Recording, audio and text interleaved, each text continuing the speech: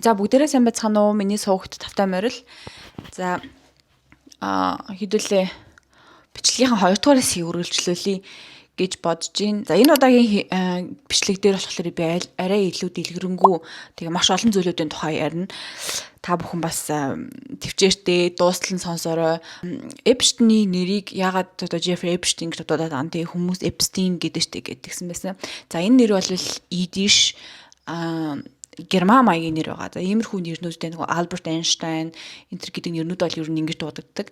Epstein ч гэж дуудсан болно, Epstein ч гэж дуудсан болно, яаж дуудсан болно.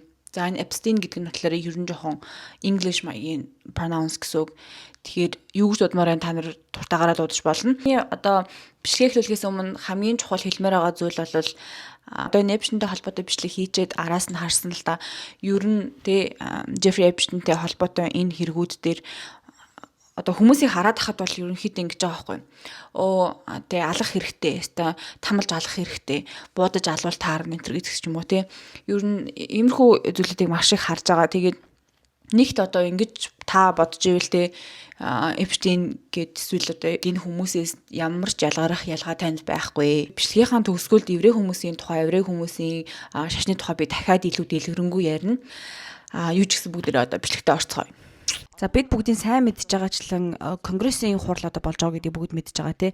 За энэ хурлаар конгрессийн гишүүд Флорида мужийн прокуророос за мөн холбооны мөрдөх төвчний удирдлагаас энэ хэрэгтэй холбоотой одоо мөрдөх шалгах үйл явц яаж явагдсныг асууж байгаа гэсэн. Энэ 3 сая гаруй материалыг редактад хийсэн энэ хэрэгтэй холбоотой хоригчдод яаж ажилласан, энэ хэрэг Дональд Трамп одоо яаж холбогдсон гэх мэтчлэн энэ асуултыг конгрессийн гишүүд прокурор болон холбооны мөрдөх төвчний удирдлагуудаас асууж байгаа. За өмнөх бичлэгээрээ би бас хэлсэн яг энэ сонсголоор энэ Oversight and Common Reform гэдэг энэ хуралд бол Bill Clinton, Hillary Clinton 2026 27 хоёрт цагтаа байгаа тий. За тэгээд энэ одоо конгрессийн сонсгол бол маш их асуудалтай, маш одоо ширүүн болж байна. Ягаад гэхээр энэ прокурор Pam Bondi гэдэг энэ нэмэгтэйг бол Америкчууд энэ одоо медиагаар үзэж байгаа хүмүүс бол бүр маш их шүүмжилж байгаа. За тэгээд ер нь бол прокурор гэдэг хүн чинь энэ одоо Pam Bondi гэдэг нэмэгтэй чинь гарч ирэхдээ юугаар гарч ирсэн юм бэ лээ нөгөө хүчирхийллийн эсрэг гэж гарч ирсэн юм бэ лээ. Тэгсэн чинь одоо байгаа нөхцөл байдал ингээ 360 градус эргэцэн. Зөвхөн Donald Trump-ыг defense хийж байгаа гэсэн. Зөвхөн Donald Trump-ыг хамгаалж байгаа. Young women and children are enslaved and abused. I knew we needed all hands on deck. Businesses and hospitals to spot it, our great law enforcement to stop it, and tougher penalties to punish it. We're taking on Medicaid fraud, pill mills, gangs, and more, and I'll fight to put human trafficking monsters where they belong, behind bars. Pam Bondi, our Attorney General. Одоо ингээд маш ойлгомжтой нэг асуулт байгаа байхгүй юу? Энэ насанд хүрээгүй хүүхдүүдийг авчирдаг байсан тэр одоо private island дээр Donald Trump очсон уу гэдэг асуулт зүгээр энгийн асуулт асууж байгаа байхгүй. Энэ партийн дээр энэ одоо үзэсгэлэн дээр Donald Trump бижилж тэнд байсан уу гэдэг асуулт байгаа байхгүй. Тэгэнгუთ хүн болохоор бүр ингээд доош хараад амар инээжсэн аа. Амар инээдтэй юм бэ гэж яг тэгж байгаа. Би одоо энэ чи бичлэгийн тавьчих. I want to know were there any underage girls at that party or at any party that Trump attended with Jeffrey Epstein?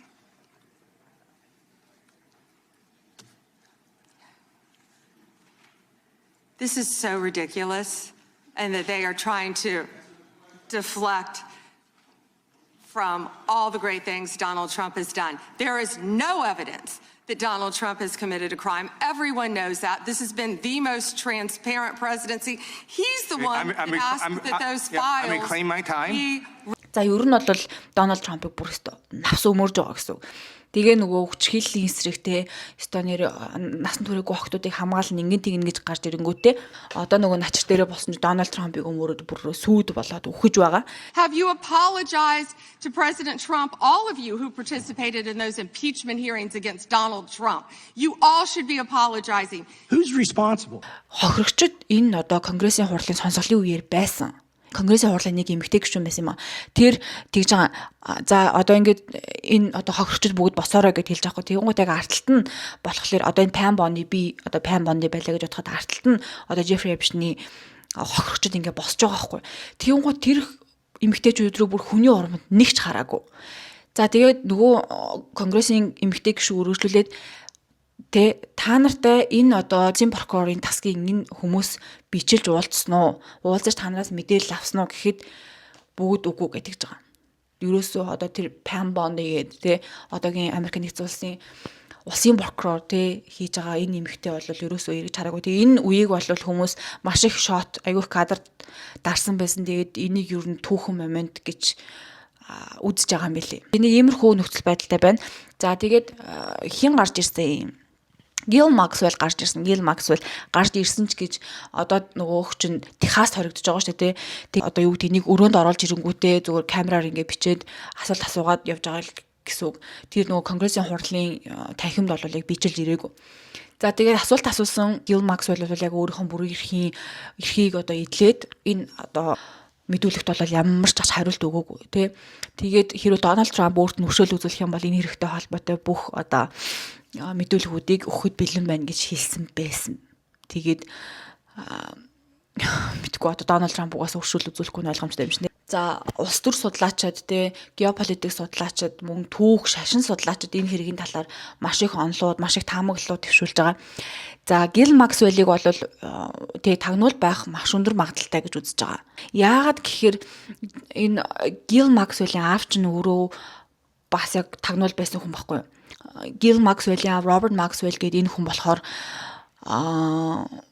Украинд төрөөд Украины Солотвина гэдэг хотод төрөнгүүтээ Чехословакийн дайнд оролцоод тэгээ Чехословакийн дайнд оролцсныхаа дараагаа Англи руу нүгээд Robert Maxwell гэдэг нэр нь өөрийнх нь нэр нь биш тэгэнгүүтээ Английн парламентэд өрсөлдөөд судалтай болоод тэгээд энэ нөгөө медианы бизнес эхлүүлж эхэлсэн ийм том хүн байхгүй.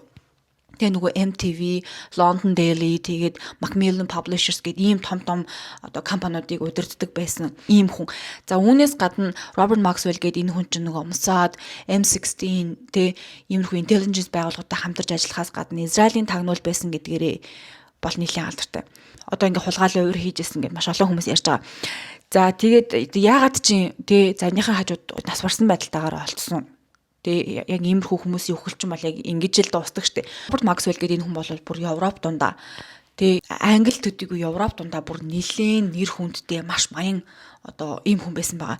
Ийм хүний охин Gil Maxwell гэдэг энэ хүн бол ерөөсөө энгийн хүн байх магадлал айгүй бага гэж улс төр судлаачид хараад байгаа. За тэгээд Gil Maxwell бол Jeffrey Epstein маш олон Саудын Арабын баячуудыг за тэгээд нөгөө Английн язгууртны гэр бүлийнхнийг маш олон олонний танил celebrity хүмүүсийг танилцуулж өгсөн ийм хүн байхгүй. Gil Maxwell-ийн тусламжтайгаар Jeffrey Epstein ер нь маш олон одоо танил хүрээлэлтэй болсон гэсэн. Одоо бол ингээд нэг хүмүүстэй Jeffrey Epstein яаж томорсон, яаж энэ эрх мэдлийг гартаа оруулсан гэдэг тухай одоо ер нь баг багаар ингээд дүгнэлт гарч эхэлж байна. За Jeffrey Epstein-ийн хамгийн одоо өөрийг нь энэ томчуудын дунд нэр нөлөөтэй болгосон зүйлийн нэг бол яалтчгүй blackmail буюу сүрдүүлэг.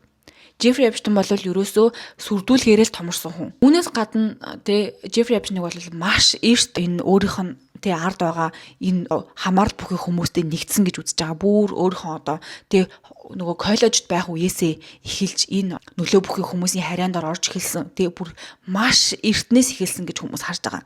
За яагаад гэхээр энэ Jeffrey Epstein чинь Dalton гэдэг тэр нөгөө Manhattan байдаг томчуудын хүүхэд сурдаг ийм сургуульд гинт нөгөө математик физикийн багшаар ажилд орсон шүү дээ. За энэ үед Jeffrey Epstein-ийг ажилд авсан хүн бол энэ Donald Barr гэдэг хүн байдаг. Тухайн үеийн Dalton сургуулийн headmaster байсан хүн. Яагаад ч юм мэдгүй энэ Donald Barr гэдэг энэ хүн Jeffrey Epstein-ийг ажилд авчингуудаа ажлаас олоод өөр газар руу явцсан. Тэгээд дахиад ингээ өөр газар руу ажлаас олоод ингээд маш ойрхон ажлаас олсон байгаа байхгүй.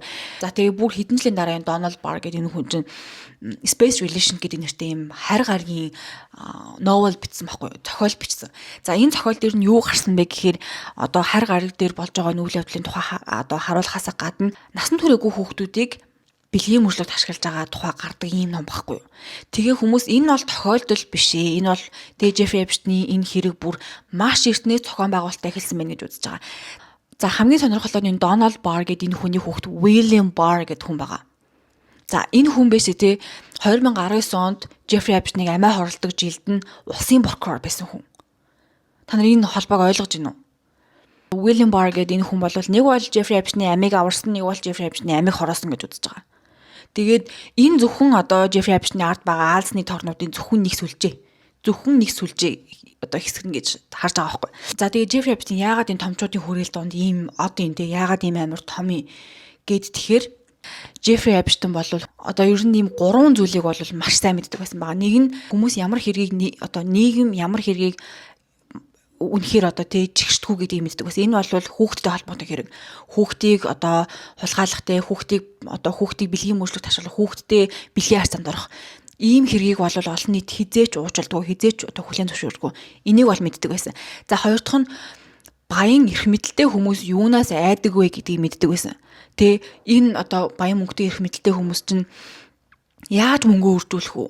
Яаж энэ эрх мэдлийг удаан хадгалах уу гэд бүр зарим хүмүүс нөгөө мөнгөтэй хүмүүс чинь шүн нөгөө мөнгөө бодоод нойронд хүрдгүү штэ. Тэрнтэй адилхан Jeffrey Epstein энэ хүмүүсийг айдсыг мэддэг байсан байхгүй. За гурав дахь нь хамгийн сүүлийнх нь маш чухал. Энэ хүмүүсийг юу нэгтгэх үү гэдгийг мэддэг байсан хүн байхгүй юу? Jeffrey Epstein бол. За тэгээд Jeffrey Epstein-ийн хамгийн одоо гол баримтлагдаг тактик бол blackmail. Би өмнө хэлсэн. Blackmail буюу сүрдүүлэх. За энэ дүр байхад бол ер нь болоо явчихна. Ер нь бол та Jeffrey болж чадна. Эхлээд бол Jeffrey Epstein энэ хүмүүсийг нэгтгэх хэрэгтэй те. Ямар нэгэн зүйлийг нэгтгэх хэрэгтэй. Нэгтгэдэг зүйл нь бол Jeffrey Epstein-ийн арал. Тэ Jeffrey Epstein-ийн арал дээр очиод тэр хүмүүс нэг юм шашин тэ нэг юм cult шашин одоо юу гэдгийг нэг юм мөргөлшиг тэ юм хийгээд байгаа штэ. Энийг бол Jeffrey Epstein тэ эд баялагийг чамд өгнө эсвэл чамд ингээ эрх мэдлийг өгнө гэж итгүүлдэг байсан баг. За тэгээ гол нь одоо нөгөө хоёр дахь хүүхэд эмэгтэйчүүдтэй холбоотой юм. Тэнд парти тэнд үдшилэг зохиогдож байгаа бол тэ энэ хүмүүс хүүхэнд нь угаасаа ойлгомжтой. Тэ тэгээд хамгийн сүүлийнх нь чи энэ арал дээр ирсэн л болвол чи ирсэн байгаа чинь хамгийн том асуудал. Jeffrey Epstein арал дээр ирсэн л байгаа бол тэр хүүхдүүдтэй унтсан байна уу те бага насны хүүхдийг те бэлгийн мөрчлөг болгож ашигласан байна уу? Ямар ч хамаагүй чи тэр арал дээр байгаа чинь хамгийн том асуудал. За тэгээ энэ бүх одоо заваан бузар юмдаа тэгээ энэ бүх заваан тэр нэг шашин тэгээ тэр хүүхдтэй холбоотой те тэгээд нөгөө хүүхэндх энэ заваан бүх юмдаа энэ хүмүүсийг багтаасныхаа дараа Jeffrey Epstein нөгөө blackmail-ийн буюу нөгөө сүрдүүлэх юм хийж эхэлдэг. Тэгээ яадаг вэ гэхээр энэ нууц тохирон дээр чи надад ингээд гэрээ хийгээд өччих энэ төр гэдэг ч юм уу. Нөгөө хүмүүс нүгөө энэ бол боломжгүй хууль бус гэх юм бол за түүний одоо яах вэ? Тэний одоо нөгөө миний арал дээр хүүхэнд жисэн, миний арал дээр нөгөө жоохон хүүхэдтэй унтжсэн бичлэгийг чинь цацхаас яг ийм аргаар Jeffrey Epstein-ийн систем ажилладаг гэсэн үг. Тэгээд нөгөө Bill Clinton ч байна, тэгээ Bill Gates ч байна. Энэ Jeffrey Epstein гэдэг хүнд нэнтгэхээрээ атгуулдаг байсан байхгүй юу? Тийм болохоор Jeffrey Epstein элитэд дундаа маш одоо том хүн байсан гэсэн үг. За тэгээ энэ Jeffrey Epstein ч бол бүр сүулдэ бүр галзуурсан штэ амар томорсон тий. Одоо энэ мэйлүүдээс нь харахад бол бүр ингээд улс төртэй холбоотой зааварчилгаа өгөх хүртлээ томорсон байсан гэж байгаа байхгүй. За тэгээд нэг сонирхолтой зүйл нь хүмүүс Jeffrey Epstein-ийг одоо тий зөвхөн цор ганц ийм одоо Jeffrey Epstein л гэдэг ийм тий Jeffrey Epstein л зөвхөн ийм хийж чаддаг юм шиг хүмүүс бодоод байгаа. Jeffrey Epstein-аас гадна дахиад одоо оригинал Jeffrey Epstein-ийн хувилбар байна. Тэр хин гэхээр энэ Roy Cohn гэдэг хүн. За Roy Cohn гэдэг энэ хүн болохоор улсын прокурор байсан хүн юм бэлээ. За тэгээд гей ижил хүүстэн хүн. За тэгээд энэ Roy Cohn гэдэг хүн болохоор Donald Trump-ийн ментор байсан хүн. Donald Trump одоо хэрхэн амжилтанд хүрэх үү, хэрхэн одоо удирдлагыг гартаах уу гэдэг байсныг заадаг байсан хүн. За энэ Roy Cohn гэдэг хүнийг болохоор улс төр судлаачид Donald Trump-д хоёр зүйлийг заасан гэж ярьж байгаа. Ямар хоёр зүйлийг заасан бэ гэж ярьж байгаа гэхээр хэрхэн blackmail хийх үү, хэрхэн хүнийг сүрдүүлэх үү гэдгийг зааж өгсөн. Энэ Roy Cohn гэдэг хүн чинь хүн сүрдүүлэхээрээ бүр маш гарамгай хүн байхгүй юу. Тэгээ хүний нөгөө нэнтгийг ашиглаж тэр хүнийг удирдлагатаа оруулж чаддаг гар алдартай ийм хүн байхгүй. Дараа нь Roy Cohn-ы заасан хамгийн чухал хичээл бол хоёр дахь хичээл нь бол яаж хүнээр blackmail хийлгүүлэхгүй байх вэ? Яаж хүнээр өөрийгөө сүрдүүлэхгүй байх вэ гэдгийг Roy Cohn Donald Trump зааж өгсөн. За та нар хэрвээ сайн мэдэх бол Donald Trump бас амар зөв хүн.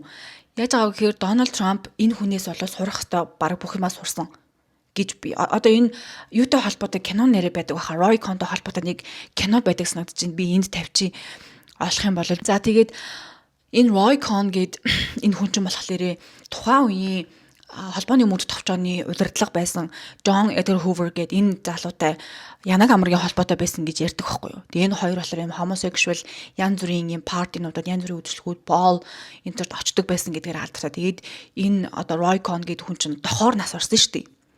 Тэгээ энэ John Edgar Hoover гэдэг энэ хүн чинь 48 жил холбооны мөрдөг товчооны удирдлагыг гартаа хатгасан хүн байхгүй юу. 8 ерөнхийлөгчийн нүүр үзсэн хүн шүү. Яг одоо Jeffrey Epstein бол энэ маягаар ингэж томорсон тий.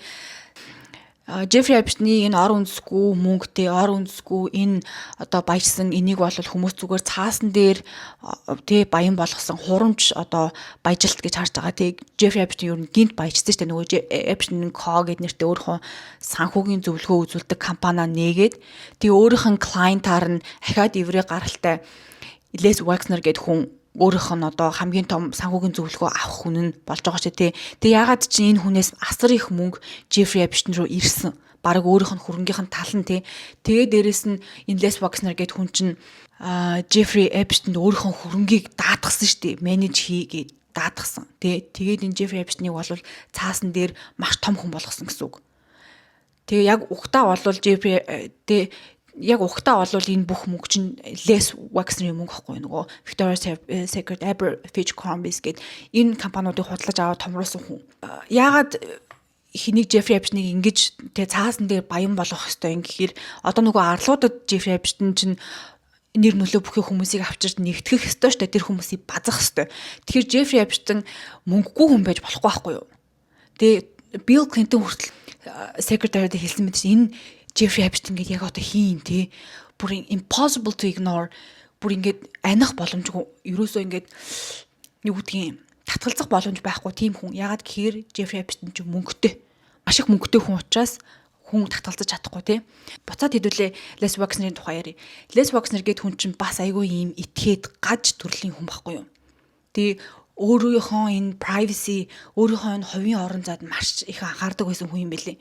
Эдлэн газартай та нар боддоо эдлэн газартай, эдлэн газрынхаа эргэн тойрны эдлэн газрыг авдаг байсан тийм хүн гээл бодчих. Тэр одоо өөрийнхөө амьдарч байгаа тэр хавьтай ганцаараа байхын тулд. Тэгээ энэ хүн 1991 онд Mega Group гэж зөвхөн еврей хүмүүс мөнгөөр бүтсэн ийм том группийг нээсэн байхгүй юу. За тэгээ энэ Mega Group нь болохоор яг яасан гэхээр эхэндээ байгуулагдахтаа еврей хүүхдүүдийн сайн сайхны төлөө, еврей хүүхдүүдийн боловсролын төлөө гэж нээгдсэн. Мөртлөө яагаад ч дараа нь Америкийн нэгдсэн улсын гадаад хэргийн яамны нөгөө Middle East-д болж байгаа тий Иран нөгөө Иран, Израиль, Палестинтэй холбоотой асуудалд Mega Group оролцоод эхэлсэн. Амар сонио. Тэгээ энэ Mega Group-т нь 50 хүн хүртэл еврей хүмүүс одоо илсүүлдэг ийм том одоо групп ингэнэ. Тэгээд энэ группийн гишүүдийг Jeffrey Epstein олж өгдөг байсан байхгүй юу? Та нар ойлгож байна уу?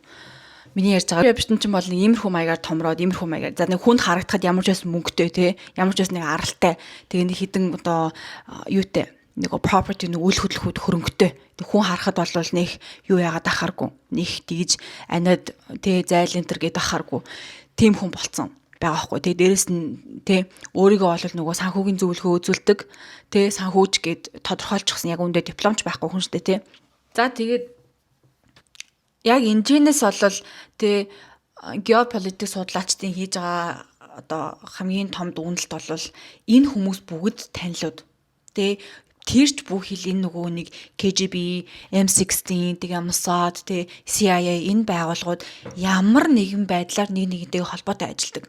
Тэгээ ингээд одоо энэ чинь тайз байлаа шүү дээ. Хөшгөний ард бол бүгд найзууд энэ хүмүүс бүгд нэг үдшилтэд очдог, бүгд тэгээ нэг сургуульд сурдаг.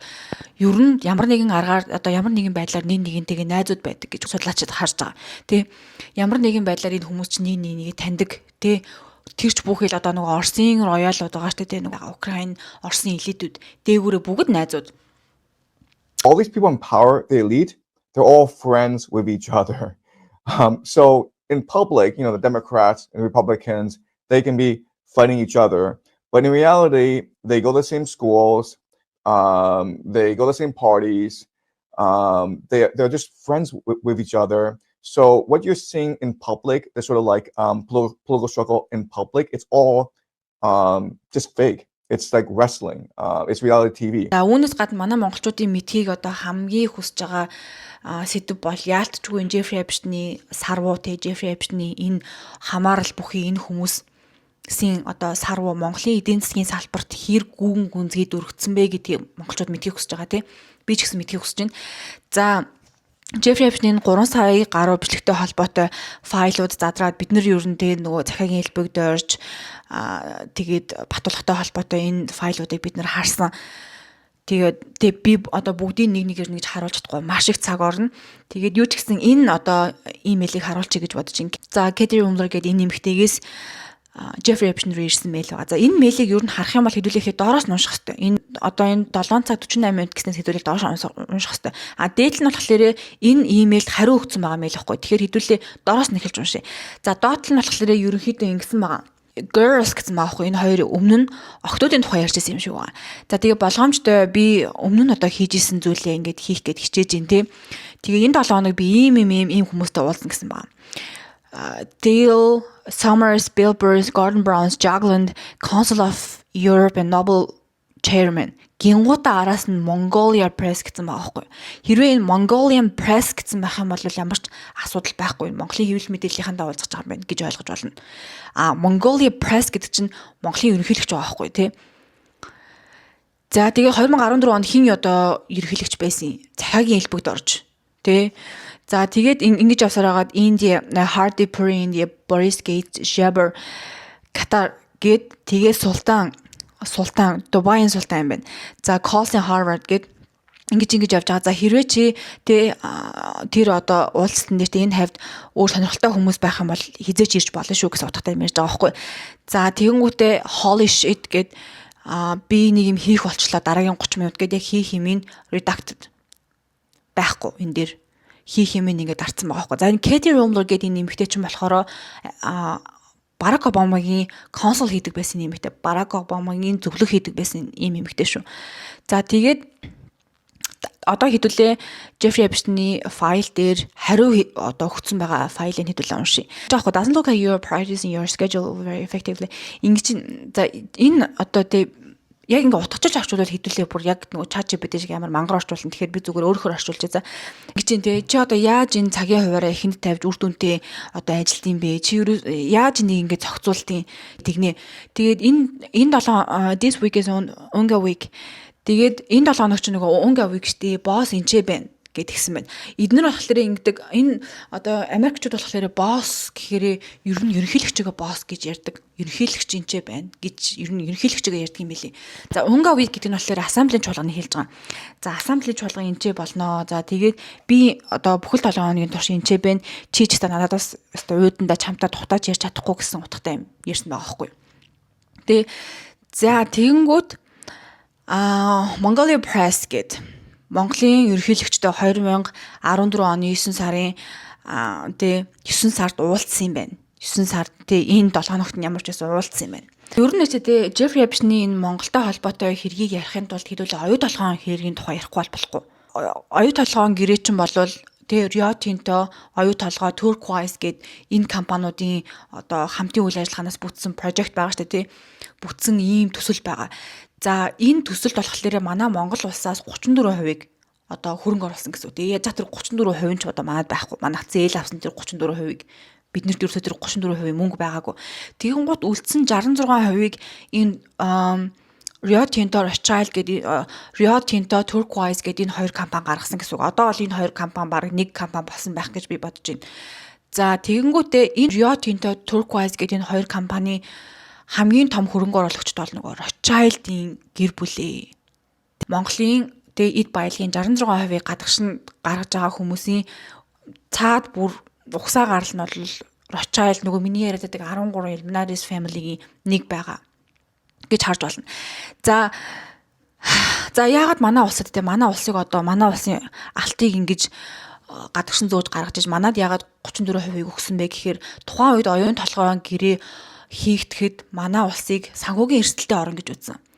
За тэгээ манай улсад гадаад үр маш их байсан учраас манай улсад танах ингээ 34% байхад хангалттай гэж үзээд манай улс 34% өгсөн байгаа. Тэгээд шудраг босоогоос зүгээр ингээд миний хувьд бол энэ шалтгаан гэж би бодохгүй. Тэгвэл энэ одоо гэрээг хийх ямар хэрэг байгаа. Тийм байгаа зү. Тэгээ энэ гэрээ болохоор 2009 оны 10 сарын 6-нд хийгдсэн байдаг. Одоо элбэг доржийг ерөнхийлөгч байх үед нь хийгдсэн гэрээ. 2001 онд оюу толгойн орд газрыг илрүүлсэн тий. Тэгэнгүүтээ ингэж уншиж явсараа 2009 онд гэрээгээ байгуулсан.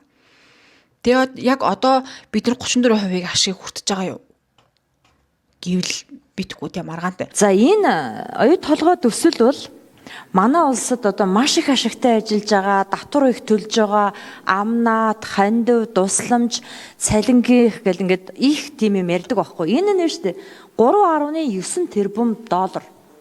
А манай улс энэ 16 жилийн хугацаанд 20 тэрбум долларын өрөнд орсон. Татвар буюу бусад орлого нь 3.9, манай улсын орсон өрн, хоримтлагдсан өрн 20 тэрбум доллар. Тэгэхээр энэ бол яаж ч бодсон ашиггүй гэрээ болчиход байгаа байхгүй юу? За Turkish Hills нь энэ төсөлд одоо өгсөн зээлнээс авсан ашиг нь би та бүхэнд хэлж өгье. Зээлийн хүүгийн орлогоос 4.2 тэрбум, менежментийн төлбөрийн орлогоос 0.8, зээлийн баталгааны шимтгэл 0.3, бусад зөвлөх үйлчилгээ цалингийн орлогоос 0.8 гэд нийтдээ 6.1 тэрбум долларын орлого олцсон байна. За эндээсээ бас дахиад энэ төсөлд оруулсан санхүүжилтээс 4 тэрбум долларын зээлийн хүүг манайхаар төлүүлсэн. Ингээд 6.1. Нийтдээ эдний ашиг 10.1 шүү. Зөвхөн зээлээс 10.1 тэрбум долларын ашигыг Turkish Hill олцсон байгаа байхгүй юу? За ингээд манай улс одоо 2034 оноос ашиг хүртэнэ гэдэг. 37 оноос хөдрийн агуулмжинд буурчиж байгаа. Тэгэхээр энэ төсөл анханасаа ямар зээл тавих уу, тэндээс зээлийн хүүгээр бид ямар ашиг олох уу, ямар үед хөдрийн агуулмж буурах вэ гэдгийг маш сайн бодож олсон санхүүгийн ловер гэдгийг бид ойлгож авсан.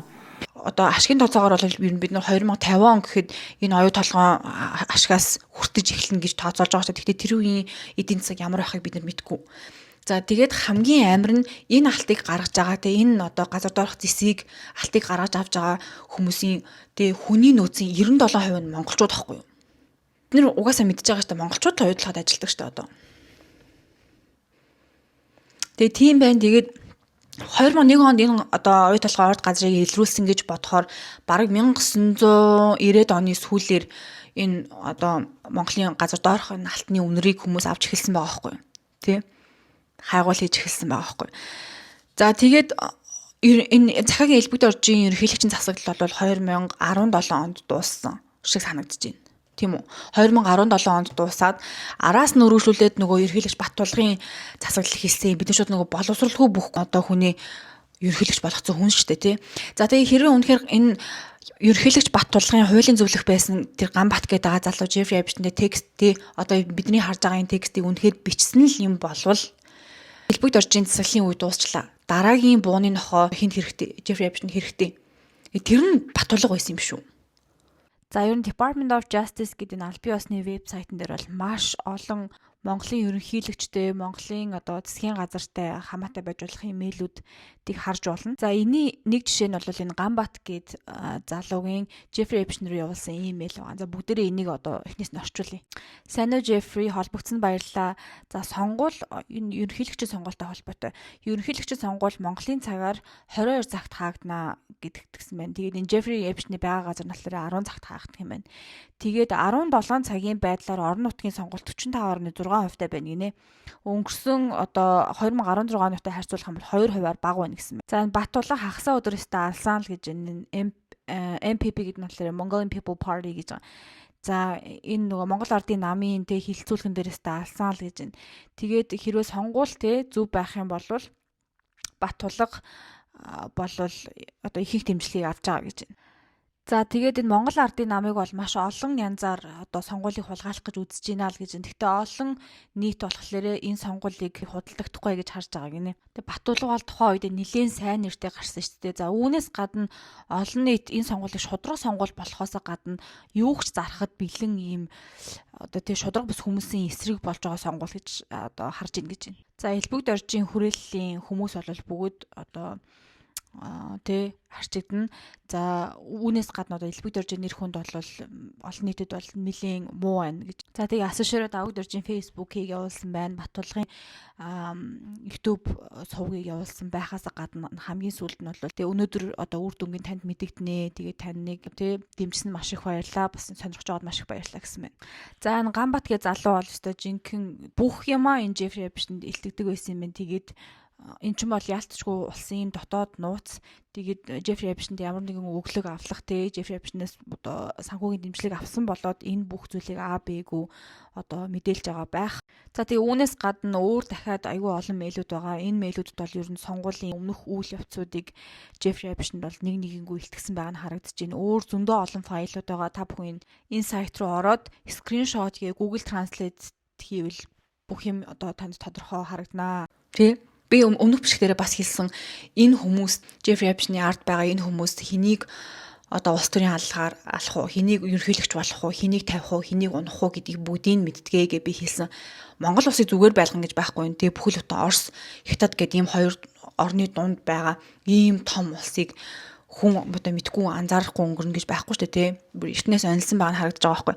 За миний хардлагаар бол иймэрхүү байна. Та нар оюу толгойтой холбоотой бас ямархуу мэдээллүүдийг мэдхөөд ор комментээр бичээрэй. За геополитикчдийн судалж байгаагаар тэгээ энэ бүх одоо энэ бүх одоо хэргийн сэжүүрүүд Израиль руу хөтлөж байгаа байхгүй бид нарыг энэ бүх хэрэгтэй холбоотой ихэнх хүмүүс чинь еврей зайнист хүмүүс байхгүй юу? Энэ бүх мөнгө тэгээ энэ бүх олсон одоо эд баялагууд тэгээ хаашаа урссан байж болох вэ? Хаашаа явсан байж болох вэ гэхээр Израиль руу явсан байх маш их магадaltaй. Одоо хин нэг намааг үзэж байгаа хин нэгэн 1949 оноос өмнөх дэлхийн атластай хүн байвал та өөрийнхөө дэлхийн атлас дээрээс Израиль гэдэг улсыг олж харахгүй. Израилийн туг та дэлхийн атлас дээрээс олж харахгүй. Яагаад гэхээр Израиль чинь 1949 онд тусгаар тогтнолоо баталсан. Палестины газар нутаг дээр. Одоо Палестины газар нутаг дээр юу болж байгааг бид нар мэдж байгаа шүү дээ. Газын зураас зэвсэгт мөргөлдөн болж байгаа тий. Хүмүүсийн амьдарч ирсэн газар нутаг дээр нүүж ирчгээд тэгээд тэр хүмүүсийг бүр хүүс тэмдрээд Палестин гэдэг үндэстнийг байхгүй болгох гэж штэ. Энэ бол бүр асар ойрхон байна те. За тэгээд энэ улс чинь 49 онд тусгаар тогтнолоод зарлж Израиль гэдэг улс болчингуудаа одоо өнөөдөр 2026 он тий 100 жил ч хүрэхгүй хугацаанд Израиль улс дэлхийн одоо том одоо цөмийн зэрэгтэй гүрнүүдийн нэг болчлоо штэ.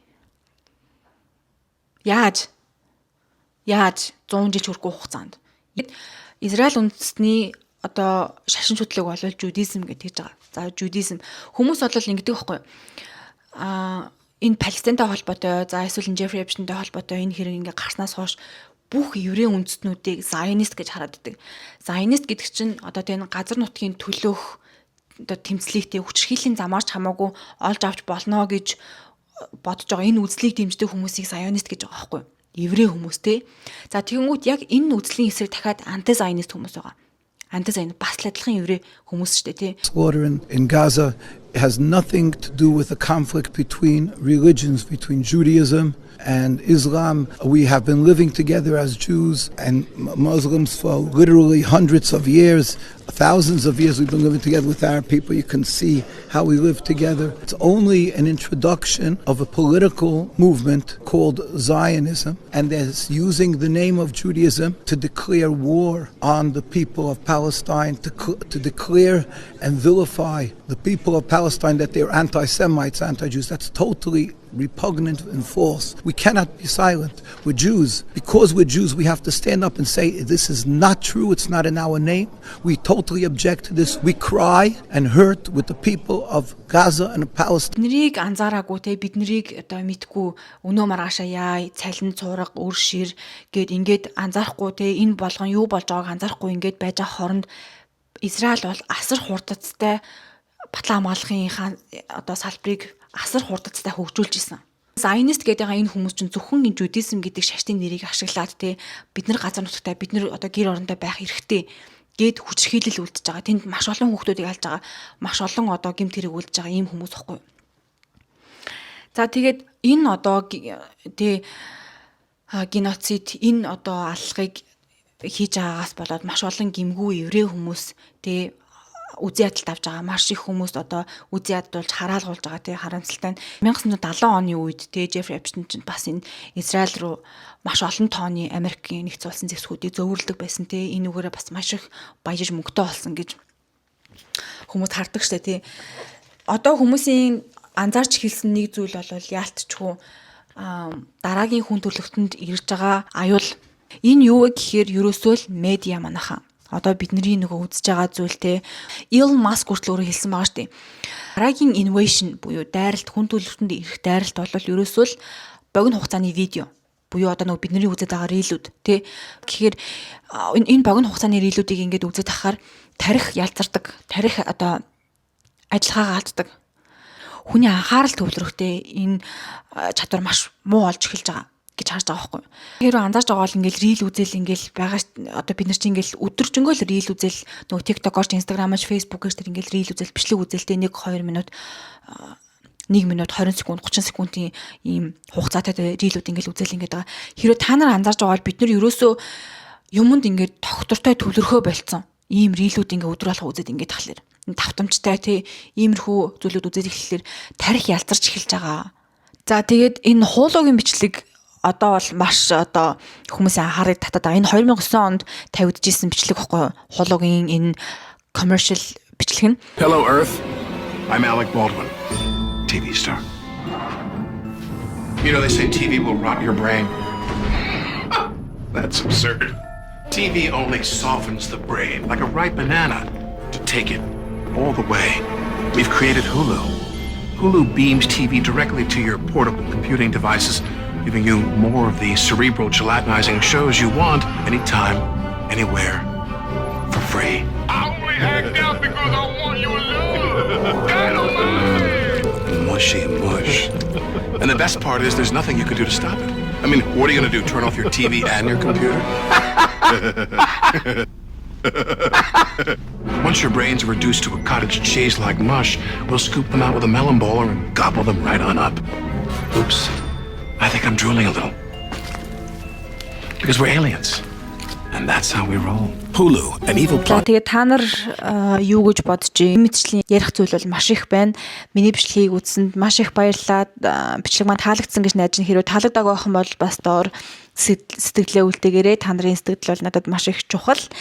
За тэгээд дараагийн хамтлагаар уулзъя. Түр баяртай.